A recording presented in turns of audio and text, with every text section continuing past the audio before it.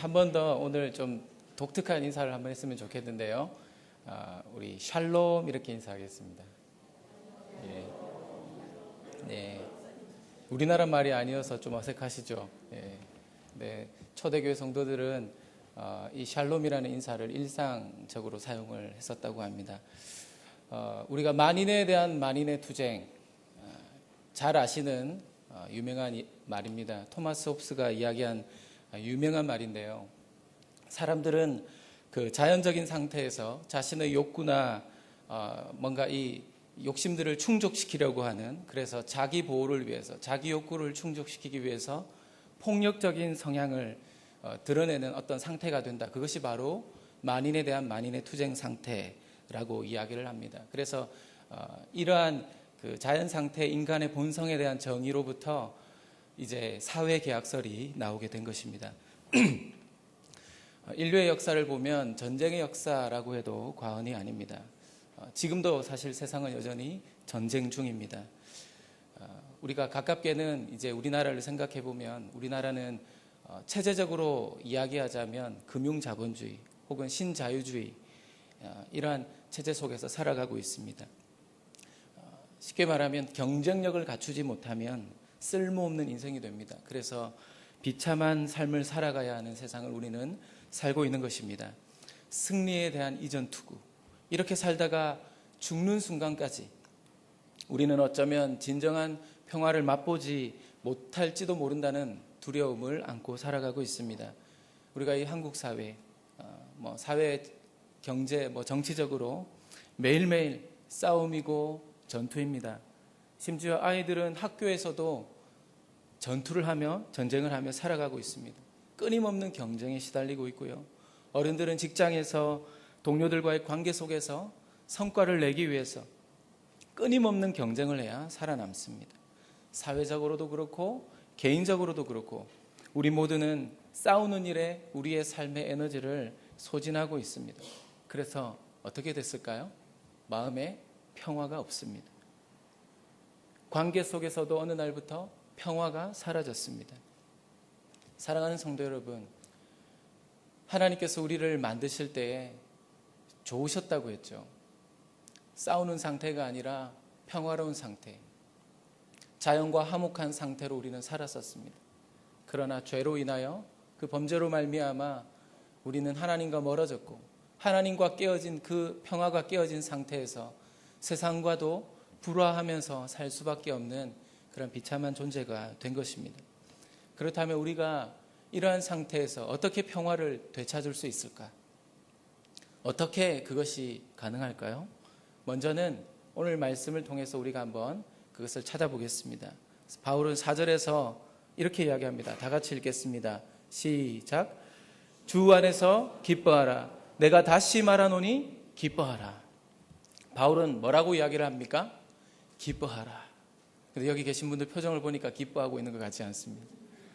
여러분, 오늘 본문을 기록했던 바울의 상황은 사실 기뻐할 만한 상황이 아닙니다. 바울은 끊임없는 박해를 당했습니다.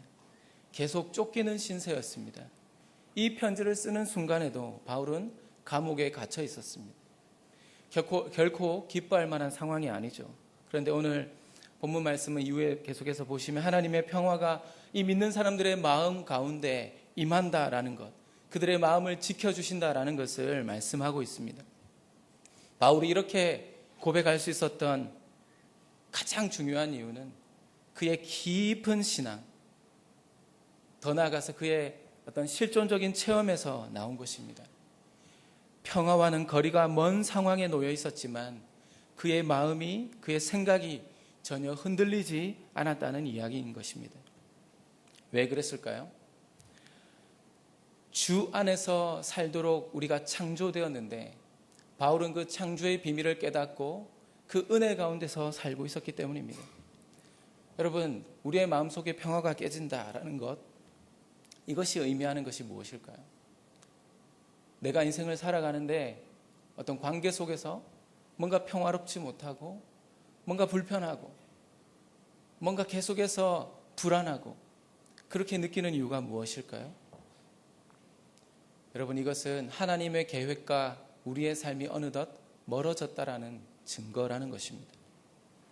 하나님의 창조와 나를 향한 그 궁극적인 그 계획, 그 섭리를 믿는 신앙 고백이 있다면 우리는 기쁨을 잃어버리지 않을 것입니다. 그래서 바울은 여러분 1장에 보면 이 빌립보서 1장에 어떤 이야기가 나오냐면, 이게 빌립보서가 옥중서신이라고 해서 바울이 옥에 갇혔을 때 썼던 편지입니다. 그런데 자기가 옥에 갇혔을 때 바울이 원체 이 복음을 능력 있게 잘 전하다 보니까 그동안 이 경쟁자들이 이제 별로 드러나지 못했죠. 경쟁자라고 하면 죄송합니다. 동료들이 그렇게 주목받지를 못했던 것 같습니다. 그런데 바울이 옥에 갇히고 나니까 그동안 바울을 시기하고 비방하고 또 저 사람이 이중 스파이일지도 몰라 이런 식으로 막 이제 유대교에서 보낸 이제 스파이일지도 모른다고 이렇게 경계하던, 그래서 그런 이상한 소문을 퍼뜨리던 사람들이 이제 바울이 없으니까 열심히 복음을 전한 것입니다. 바울을 공격하던 사람들이 이제 그 에너지를 복음을 향해서 쏟기 시작한 거예요. 바울이 이제 옥중에서 소식을 듣는데 자기가 없어지고 나니까 오히려 그 복음이 더 잘 증거되고 있는 소식을 들은 겁니다. 바울이 이런 생각을 했을까요? 아, 요것들 봐라. 내가 없으니까 이제서야 막 저렇게 복음을 전하네. 그동안 뭐 한 거야? 그러지 않았습니다. 바울은 어떻게 했을까요?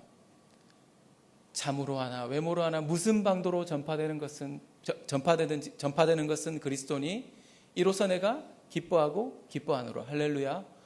여러분, 바울은 자기가 비록 옥에 갇히는 고난 가운데 있지만 이로 인하여 복음이 확장되고 그 복음의 진보가 일어나는 것을 주님 앞에 감사함으로 고백을 했던 것입니다. 여러분, 이것이 주 안에서 기뻐하는 것입니다. 주 안에서 기뻐한다는 것은 인간적으로 볼 때 기뻐할 만한 조건과 환경이 갖추어져서 하는 것이 아니라 이러한 고난과 역경 가운데서도 섭리하시고 일을 이루시고 역사하실 하나님을 먼저 바라보는 믿음 가운데서 기뻐할 수 있는 것입니다. 그래서 비록 지금 내 인생이 고달프고 또 내가 기대했던 삶이 아닐지라도 우리는 주님 앞에 기뻐하며 주님의 섭리를 기대할 수 있게 되는 것입니다. 그런 자에게 평화가 임하는 것입니다. 그리고 두 번째로는 우리가 이 평화를 얻으려면 마음이 조금 넉넉해질 필요가 있다고 생각합니다. 오늘 말씀해 보니까 우리 5절 말씀입니다. 다 같이 읽어보겠습니다. 시작.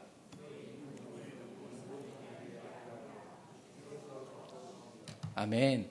너희 관용을 모든 사람에게 알게 하라. 주께서 가까우시니라. 여러분, 다른 옥중서신인 에베소서에 이렇게 말씀합니다. 4장 32절. 서로 친절하게 하며 불쌍히 여기며 서로 용서하기를 하나님이 그리스도 안에서 너희를 용서하심과 같이 하라. 저는 이 말씀이 바로 이 빌립보서의 이 본문 말씀을 조금 더 구체적으로 잘 설명하는 말씀이라고 생각합니다. 용서하라는 거죠. 불쌍히 여기라는 것입니다. 관용을 베푼다는 것은 그 사람의 입장에 서는 것입니다. 그래서 무슨 일이든지 너그러운 마음으로 대하는 것입니다. 그래서 용서할 수가 있는 것이죠. 여러분, 예수님이 우리를 어떻게 하셨습니까? 우리와 같은 죄인들을 위해서 십자가의 그 고난의 길을 가셨습니다. 우리는 그래서 모두가 예외 없이 1만 달란트 빚진 자와 같은 거죠. 그런데 우리는 1만 달란트 빚졌는데 고작 200데나리온, 고작 얼마 되지 않는 그런 마음의 빚 혹은 경제적인 그리고 혹은 어떤 관계 속에서 그런 빚을 진 사람들에게 그것을 갚지 않는다고 계속해서 우리는 그들을 공격할 때가 있습니다. 심지어 우리가 사랑하고 섬기고 또 함께 해야 될 형제 자매들조차도 용납하지 못하고 품지 못하고 그들을 정죄하기에 바쁩니다. 함께 사는 가족들도 서로를 품고 화목하기보다 자꾸만 조건을 다고 이유를 달아서 미워하고 다투고 그렇게 살아갑니다. 이런 이야기가 있더라고요. 밥 많이 먹는 남자는 용서할 수 있어도 반찬 투정하는 남자는 용서하지 못한다. 과거 있는 남자는 용서하는데 미래가 없는 남자는 용서 못한다. 고스톱 치고 오느라 늦는 남자는 용서하는데 매번 돈 떼이고 오는 남자는 용서 못한다. 우리가 참 관계 속에서 가장 가까워야 될 배우자도 때로는 관용하고 용납하며 품어야 될, 사랑하며 품어야 될, 섬겨야 될 대상으로 보기보다 나한테 이것 해주지 못해서, 나한테 이것 책임져 주지 못해서 미워하고, 그래서 정죄하고, 그로 말미암아 가정의 평화가 깨어지는 일들이 얼마나 많은지 모릅니다. 근본적으로 우리는 다 용서받은 자라고 했죠. 빚을 탕감받은 자입니다. 용서하지 못하는 것은 그래서 자기 머리 위에 숯불을 쌓는 것과 같은 것입니다. 여러분, 여기 학동역 주변에 수면센터가 있습니다. 여기 스타벅스 바로 위에도 있죠. 그 건물에. 여러분, 강남에 특별히 이 돈 많은 동네에서, 부자들이 많이 사는 동네에서 왜 수면센터가 많을까요? 마음의 평화가 깨진 사람들이 많다는 거죠. 무엇을 의미합니까? 사람의 소유가 마음의 평화와 비례하지 않는다라는 것을 보여주는 거죠. 우리는 많은 것을 소유하면 기쁠 거라고, 평화로울 거라고 그렇게 생각하지만 여러분, 그렇지 않다라는 것을 우리는 이 지역을 통해서 우리가 알 수가 있는 것입니다. 너무 분하고 너무 억울하고 그래서 마음의 평화가 깨어집니다. 여러분, 우리가 서로를 용납하고 용서하고 진정으로 그리스도의 형제 자매들로 대할 때 우리의 마음에 평화가 임한다는 것을 기억하시기를 주님의 이름으로 축복합니다. 지금 이제 남북 관계가 평화의 어떤 동반자 관계로 이제 출발하는 출발선상에 있습니다. 그런데 그동안 서로를 인정하지 않았어요. 그래서 이 땅에는 평화가 없었습니다. 왜 한반도에 평화가 없었습니까? 왜 전쟁의 위기 속에서 우리가 살아야만 했습니까? 남한은 북한이 적화 통일시킬까 봐 용서하지 못했습니다. 용납하지 못했어요. 너그럽게 바라보지 못했습니다. 북한은 남한이 흡수 통일할까 봐. 그래서 용납하지 못합니다. 그래서 서로 갈등과 불신과 증오 가운데서 계속해서 여러분 이 전쟁의 위기를 부추기면서 살아왔습니다. 그러나 다행스럽게도 이제 이 평화의 바람이 불고 있습니다. 물론 우리가 기대했던 모습으로 그것이 진행될 수도 있고 혹 아닐 수도 있습니다. 그러나 분명한 것은 이제는 거스를 수 없는 대세가 되었다라는 거죠. 그렇다면 이제 우리의 마음도 달라져야 되겠죠. 과거에는 북한을 적대국으로, 적으로만 대하던 자세에서 관용하며 우리가 사랑으로 섬기고 접근해야 될 이웃으로 우리는 그들을 바라봐야 되는 것이죠. 독재 저 김정은 세습 정권, 저 김씨 왕조는 우리가 용서할 수 없지만, 그러나 북한 주민들은 우리가 정말 관용하고 그들을 용납하고 그들을 너그러운 마음으로 바라보아야 하는 것입니다. 여러분, 우리에게 이제 이 평화가 회복되려면 세 번째 이것이 필요합니다. 우리 오늘 6절 말씀인데요. 다 같이 읽어보겠습니다. 시작. 아무것도 염려하지 말고.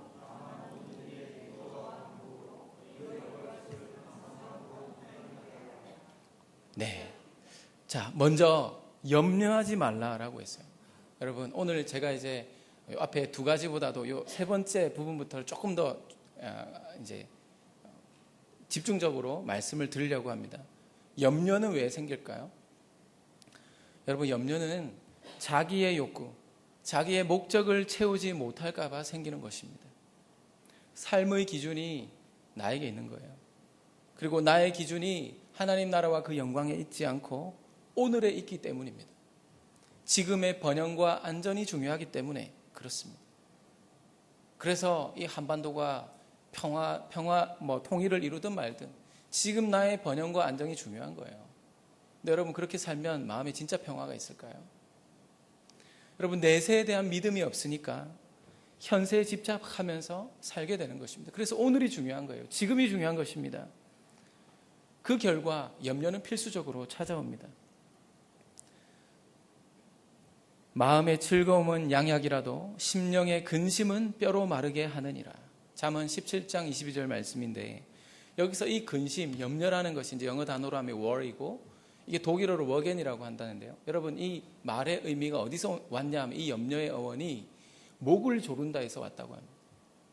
여러분, 목을 조르는 거예요. 숨통을 조이는 것입니다. 염려는 바로 우리의 숨통을 조이는 것 같은 것입니다. 현실의 문제를 너무 너무 크게 바라보니까 염려가 찾아오고 숨통을 조이기 시작합니다. 목을 조이는 것처럼 고통을 느끼게 되는 거예요. 내가 직면한 이 현실의 어려움보다 하나님의 능력이 더 크심을 우리가 믿는다면 여러분, 우리가 그 믿음 가운데서 염려하지 않습니다. 그래서 바울은 그것을 분명히 믿고 알았고 경험하고 확신했기 때문에 6절 말씀을 통하여서 그의 전 삶과 믿음을 다 동원해서 고백하는 것입니다. 히브리서 여러분 11장 6절 말씀에 보면 믿음이 없이는 하나님을 기쁘시게 못하나니라고 했습니다. 여러분, 믿음이 없이는 하나님을 기쁘시게 못합니다. 왜 그렇습니까? 하나님께 나아가는 자는 반드시 그가 계신 것과 그가 자기를 찾는 자들에게 상 주시는 이심을 믿어야 할지니라. 여러분, 믿지 않는 것, 여러분 믿지 않기 때문에 그 불신의 열매로 말미암아 우리는 하나님을 기쁘시게 하지 못하는 거예요. 그래서 베드로전서 5장 7절 말씀에도 너희 염려를 다 주께 맡겨라. 이는 그가 너희를 돌보심이라. 우리를 돌보시는 분이 누구시라고요? 하나님이시라는 겁니다. 하나님의 돌보심을 믿고 염려를 주님께 다 맡기는 우리 모든 성도님들 되시기를 주님의 이름으로 축원합니다. 그런데 여기서 오해하면 안 되는 한 가지가 있습니다. 오해하면 안 되는 한 가지. 기도의 동기라는 것입니다. 여러분, 우리가 염려에 붙들리지 않기 위해서 그렇다고 기도하라는 말씀일까요? 아니죠. 기도가, 감사의 기도가 염려를 이기는 대안이 되지만 염려를 이기기 위해서 우리가 수단으로서 기도하는 것은 절대 아니에요. 감사함으로 기도하라는 것입니다. 여러분, 감사는 하나님의 주권을 인정함으로써만 가능한 거예요. 그래서 감사가 들어오면 염려가 떠나는 것입니다. 염려, 근심으로 괴로워하는 것은 내가 문제를 해결해 보려고 내가 애쓰고 있다는 것을 말해주는 것 아니겠습니까? 그래서 감사한다는 것은 바로 그것과 반대되는 것입니다. 감사로 기도한다는 것은 근심을 하나님께 맡긴다는 겁니다. 내 문제를 누군가에게 맡길 수 있다는 것, 내 문제를 하나님께 맡길 수 있다는 것, 여러분, 그것이 감사라는 것입니다. 기도를 성도의 특권이라고 합니다. 여러분, 사랑하는 우리 성도님들, 우리가 이 기도의 특권을 사용하는 성도로서 문제를 하나님께 돌려드리고 하나님 앞에 펼쳐놓을 수 있고 하나님 앞에 맡길 수 있다는 것을 감사하시기 바랍니다. 그러면 평강의 하나님이 우리의 마음과 생각을 지켜주신 바로 그 진짜 평화가 임하게 되는 것입니다. 이사야 26장 3절에 보니까 주께서 심지가 견고한 자를 평강하고 평강하도록 지키시리니 이는 그가 주를 신뢰함이니이다. 여기서 심지가 견고한 자라고 하는 것이 올바른 생각 가운데서 주님을 바라보는 자라는 것입니다. 하나님의 주권을 믿고 신뢰함으로 기도하고 기다리는 자에게 하늘의 참 평화가 임하는 줄 믿습니다. 그래서 유명한 이야기가 있죠. 기도하고 기대하면 뭐가 일어난다? 기적이 일어난다. 한번 따라 하시겠습니다. 기도하고 기대하면 뭐가 일어납니까? 기적이 일어난다. 하나님의 주권을 믿고 신뢰함으로 기도하고 기다리는 자에게 참 평화가 임하는 줄 믿습니다. 의심과 두려움과 불안이 찾아오거나 근심과 걱정이 마음의 문으로 여러분 스물스물 기어 들어오려고 할 때 여러분 그때 조용히 앉아서 여러분 자신에게 여러분 내면을 향해서 이렇게 외치십시오. 이렇게 이야기하십시오. 무슨 생각을 하는 거야? 기도해. 무슨 생각을 하는 거야? 감사해. 여러분 그렇게 하시기를 축복합니다. 여러분 오늘 이제 우리가 기뻐하고 관용하고 또 감사로 기도하라는 이 말씀을 우리가 들었는데 이것이 평화를 위한 가장 중요한 선결 조건입니다. 그런데 그렇게 했을 때 여러분 우리가 해야 될 또 중요한 일들이 있죠. 그리스도인으로서 마땅히 행할 일들을 생각하고 실천하라는 것입니다. 여러분 오늘 본문 말씀에 이제 이어지는 말씀들이 이제 그 내용들이 나오는데 8절 9절의 말씀에 특히 이제 뭐 조금 시간 관계상 조금 건너뛰어서 우리 9절 말씀에 이렇게 우리가 기뻐하고 관용하고 우리가 감사로 기도할 때 그래서 하나님의 주권을 인정하면서 주님의 섭리를 기대하며 살아갈 때 어떻게 된다고요? 모든 지각에 뛰어난 하나님의 평강이 너희 마음과 생각을 지키시리라 이렇게 이야기합니다. 그런데 여러분, 이 하나님의 평강, 이 하나님의 평강이 헬라어로는 에이레네 투 데우라고 합니다. 근데 이게 우리가 아까 인사했던 히브리어 샬롬하고 똑같은 말이에요. 유대인들은, 그리고 신약시대 때 헬라인들은 이 평화를 무엇과 똑같은 동의어로 생각했냐면 구원과 똑같은 동의어로 생각했습니다. 여러분, 요즘처럼 이렇게 평화롭던 시대가 아닙니다. 전쟁이 끊이지 않았고 힘이 없으면 항상 억울한 일을 당해야 됐던, 여러분, 그런 시대를 살고 있었습니다. 그럴 때 평화가 이루어진 그 상태를 구원으로 이해한 것입니다. 그래서 영어 성경들을 보면 이 하나님의 평강을 바로 Peace of God이라고 이야기합니다. 그러니까 하나같이 이 정관사 더를 사용해서 이 하나님의 이 평화, 이 하나님의 평화가 우리의 이해를 뛰어넘는 하나님의 평화로서 임할 것을 이야기합니다. 공동 번역에도 제가 찾아보니까 이렇게 이야기합니다. 사람으로서는 감히 생각할 수 없는 하나님의 평화. 새 번역 성경은 이렇게 이야기합니다. 사람의 헤아림을 뛰어넘는 하나님의 평화. 오늘 설교의 제목이죠. 하나님의 평화는 우리의 합리적인 이해를 뛰어넘는다는 말씀인 거예요.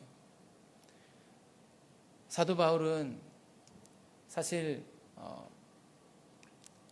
그가 영적인 싸움을 하고 또 자기를 대적하는 믿지 않는 자들과 치열한 영적 전투를 해왔지만, 특별히 어떤 사람들하고도 많이 싸웠냐면 참 안타깝게도 믿는 자들과의 싸움을 많이 싸웠습니다.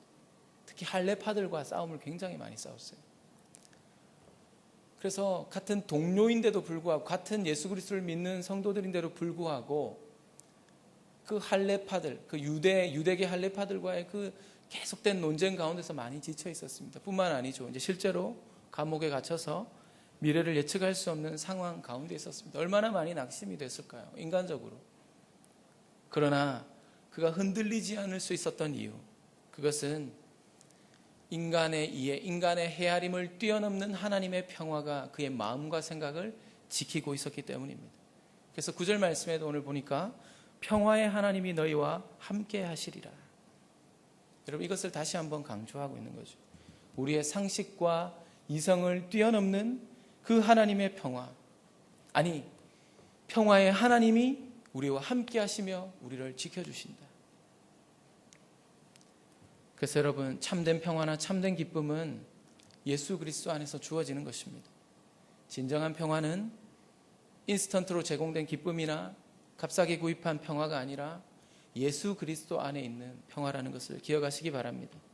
그래서 여러분, 이사야 선지자는 악인들에게는 평강이 없다, 평화가 없다고 이야기합니다. 그런데 어떤 자에게 평화가 있는가? 하나님의 자녀로서 순결하게 살아가는 자에게 하나님의 평안을 경험하게 된다, 이렇게 이야기합니다.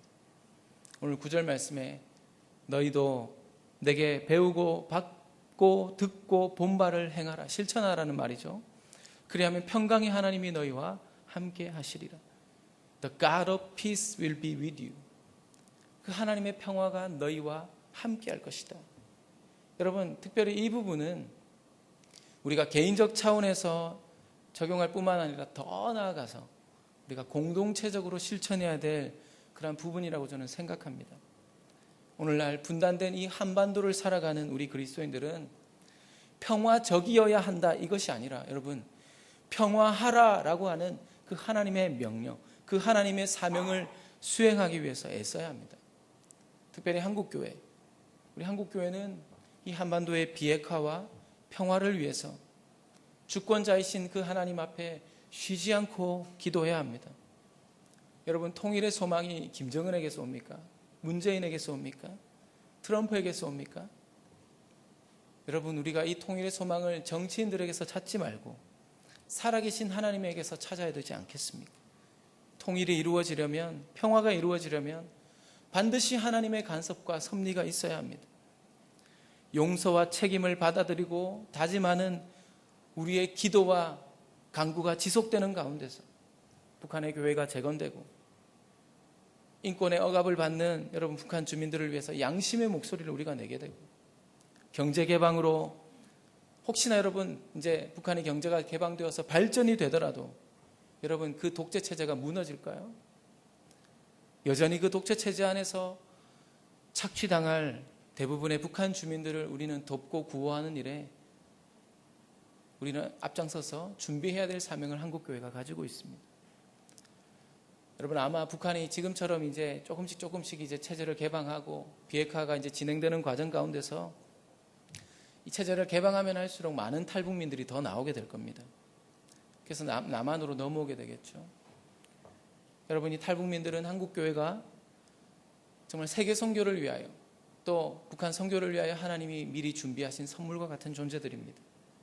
그리고 그들을 잘 돌보고 세우는 것은 어쩌면 통일을 위한 하나님의 시험일지도 모릅니다. 특별히 탈북 청소년들은 평화의 한반도 시대를 위해 하나님이 준비하신 마중물과 같은 존재들입니다.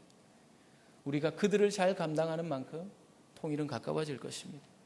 하나님의 계획에서는 김정은이나 한국의 정치인들 또는 열강의 지도자들, 이들이 잘하는 만큼 통일이 앞당겨지는 것이 아닙니다.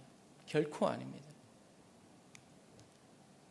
여러분, 이제 판문점 선언, 싱가포르 선언, 이런 것들이 이제 본격적으로 하나하나씩 구체적으로 시행되어져 갈 때, 정상적으로 진행되어져 간다면 아마 2018년은 한반도의 냉전 종식 그리고 항구적인 평화의 원년으로서 아마 기록될 것입니다. 교회사적인 관점에서도 아마 한국교회에서 이 2018년은 통일 선교의 환경과 대전환을 위한 원년으로 기록될 것입니다. 여러분, 30년 전에 유럽이 냉전 체제 아래서 이제 냉전이 해체되었습니다. 그러는 과정 가운데 독일이 통일이 되었죠. 그래서 유럽의 평화가 만들어졌습니다. 이제는 이 한반도의 평화와 통일의 길이 열리고 그것이 21세기 동북아의 그 평화와 안보와 공영을 위한 아마 필요 충분 조건으로서 크게 기여하게 될 것입니다. 여러분, 지금 러시아에서 월드컵이 한창입니다. 그래서 아마 잠 못 이루신 우리 남자 성도님들도 많으실 텐입니다. 그죠? 그래서 뭐 어떤 사람들이 그런 이야기 하더라고요. 남자는 축동 아니냐. 축구 좋아하는 어린이라는 거죠. 축구 앞에서 어린이가 되는 거예요. 근데 여러분, 우리가 이제 어떤 큰 이런 스포츠 행사들을 통해서 어떤 계기, 전기가 마련되는 경우가 있는데, 지난 2018년 평창 올림픽이, 동계 올림픽이 평화의 바람이 불기 시작한 어떤 계기가 되었다면, 여러분 2020년도에 어디서 올림픽이 열리는지 아십니까? 어디인지 아세요? 어디죠? 예, 베이징. 그리고 2022년도 어디서 열립니까?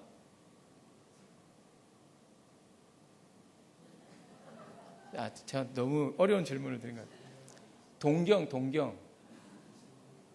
예. 제가 뭐 좀 잘못 알고 이야기한 건가요? 좀 헷갈렸나요? 예, 죄송합니다. 예. 원래 그런 이야기가 있더라고요. 개떡같이 하기에도 찰떡같이 알아들어라. 죄송합니다. 네. 제가 좀 정보가 조금 이게 틀렸나 봅니다. 예, 저는 그렇게 잘못 알고 있었네요. 2022년도는 도쿄올림픽 아닙니까, 여러분? 아닌가요? 2020년입니까? 예, 그걸 제가 잘못 알고 있었네요. 예. 어쨌든 지금의 어떤 국제적인 어떤 분위기 이런 것들도 보면요, 집단 안보, 어떤 동북아시아 어떤 집단 안보 혹은 평화 체제를 위한 어떤 기틀이 마련되는 분위기가 형성되고 있어요. 그 어느 때보다도 하나님의 우리의 어떤 헤아림을 뛰어넘는 그 하나님의 평화가 임할 것이 기대가 되는 상황입니다. 조심스럽지만 우리의 기대를 뛰어넘는 하나님의 이 평화가 어떤 모습으로 찾아올까요? 가장 먼저 저는 남과 북이 상호 방문하고 교류가 빈번하게 일어나는 것으로 나타날 거라고 예상합니다. 여러분, 지난 6월 7일이죠. 그때 뉴스를 보니까 우리나라가 드디어 국제철도협력기구의 정회원으로 가입되었습니다. 여러분, 지금 대륙들을 막 가로지르는 국가 간의 이제 경계를 뛰어넘어서 가로지르는 그 철도망들이 28만 킬로미터가 된다고 하죠. 그런데 이런 국제 노선을 이제 운영할 수 있는 이제 자격이 주어지는 거죠. 근데 그동안에 여기 이사 국가 가운데서 북한이 있었어요. 늘 반대했었습니다. 근데 이번에 6월 7일 날 찬성했어요. 이제 정과는 뭔가 달라지는 분위기죠.